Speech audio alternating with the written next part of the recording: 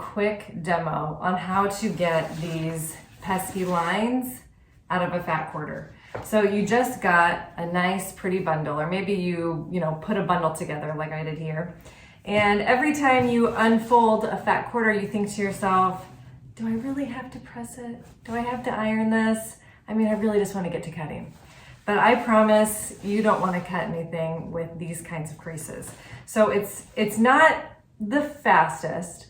I love to always throw in this caveat of, it's so fast and fun. But this is just a little bit fun and not that fast.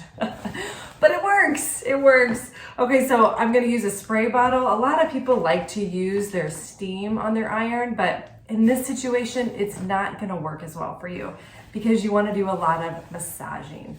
Okay, so fabric has a memory. Right now, it remembers that for a long time, it was nicely folded to make these beautiful creases. I gotta help it forget fabric. So I'm spraying it and spraying it. I'm getting it pretty damp, okay? And once I get it pretty damp, I'm gonna wad it up. I'm gonna wad it up so that it gets pretty wrinkly.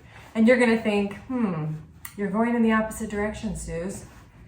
Yeah, it looks that way. It's not looking great right now. I can still kind of see that some of the creases are still hanging in there. The fabric has a steel trap memory. And this is because I don't pre-wash fat quarters. If you're wondering, just throw it in the washing machine, Suze. That'll get those memories out, wash away all the bad memories. No, I don't like to pre-wash fat quarters because most quilt patterns assume that your pre-cuts are the exact size, like 18 by 21, which is a fat quarter. And if you wash it, it could fray. Then you'll lose some of that, it could shrink, and then sometimes your fat quarter won't be big enough. Okay, so after I've drenched it, I've massaged it, that's step 2. Now I am ironing it. I'm gonna go over this. Do you see how I'm kind of moving along at a pretty quick pace?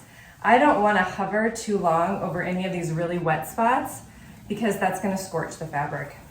Because your fabric gets really wet during this process, it is easy to scorch it, which would be such a bummer because you're working so hard to make this fabric nice and pretty and ready for cutting.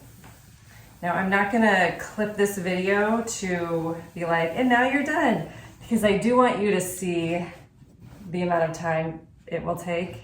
You want your iron hot, set to a cotton setting, because I'm quilting with cotton. And I'm still ironing, so what is this? I could probably look at the timer.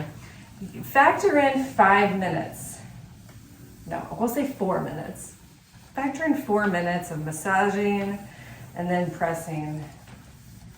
Okay, look at that. Worth it. Totally worth it. All right, now you're ready to cut. And I'm cutting the garland quilt.